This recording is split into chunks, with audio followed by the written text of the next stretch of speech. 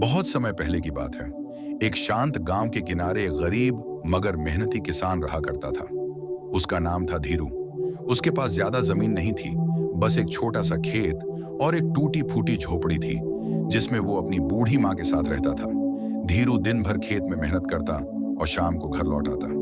गांव वाले उसकी ईमानदारी के लिए उसकी बहुत इज्जत करते थे। उसकी झोपड़ी के पास एक पुराना बरगद का पेड़ था। उस पेड़ पर एक बोलने वाली चिड़िया रहती थी। नाम था चंचल। चंचल कोई साधारण चिड़िया नहीं थी, वो बहुत बुद्धिमान और इंसानों की भाषा समझने वाली थी। धीरू रोज सुबह उस चिड़िया को कुछ दाने डालता और उससे बातें करता। धीरे धीरे धीरू और चंचल के बीच गहरी दोस्ती हो गई। एक दिन की बात है, जब धीरू अपने खेत से लौट रहा था, तब रास्ते में उसे एक चमकता हुआ सोने का सिक्का मिला। सिक्का देखकर उसकी आंखें चमक उठी। उसने सिक्का हाथ में लिया और मन ही मन बोला, वाह, ये तो भगवान की देन है। अब शायद मेरी गरीबी दूर हो जाए। लेकिन अगले ही पल उसका मन घबरा गया। अगर किसी को पता चल गया कि मेरे पास सोने का सिक्का है, तो लोग मुझसे जलने लगेंगे या छीनने की कोशिश करेंगे।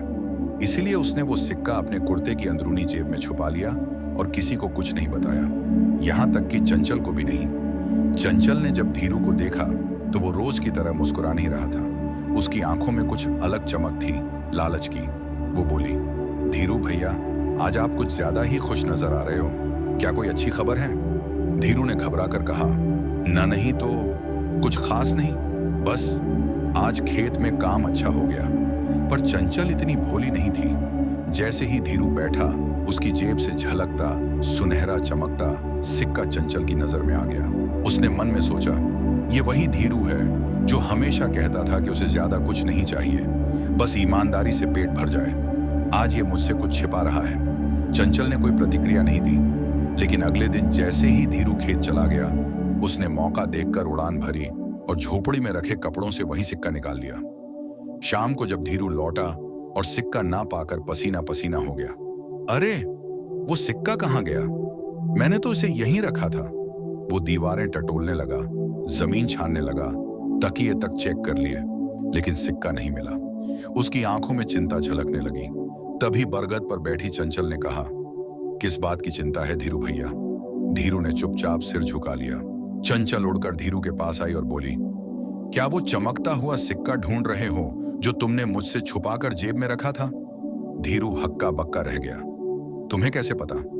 चंचल मुस्कुराकर बोली, मैं पेड़ पर रहती हूं, लेकिन अंधी नहीं हूं। तुमने मुझसे झूठ बोला, जबकि मैं तुम्हारी सच्ची दोस्त हूं। जो व्यक्ति छोटी सी बात में झूठ बोल सकता है, वो ज्यादा पैसा पाकर और भी बुरे रास्ते पर जा सकता है। इसलिए मैंने वो सिक्का ले लिया, ताकि तुम्हारा लालच ना बढ़े। धीरू की आंखें भर आईं। मुझे माफ कर दो चंचल, मैं गलती कर बैठा। मुझे नहीं पता था कि एक सिक्का मेरे ईमान पर इतना भारी पड़ जाएगा। चंचल बोली, मैं कोई सजा देने नहीं आई, बल्कि एक सीख देने आई हूं। उसने सिक्का वापस धीरू के हाथ में रखते हुए कहा, अब अगर तुम इसका सही उपयोग करोगे, जैसे अपनी माँ की दवा, खेत के बीज या जरूरत की चीजें, तो यही सिक्का तुम्हारा भाग्य बदल देगा।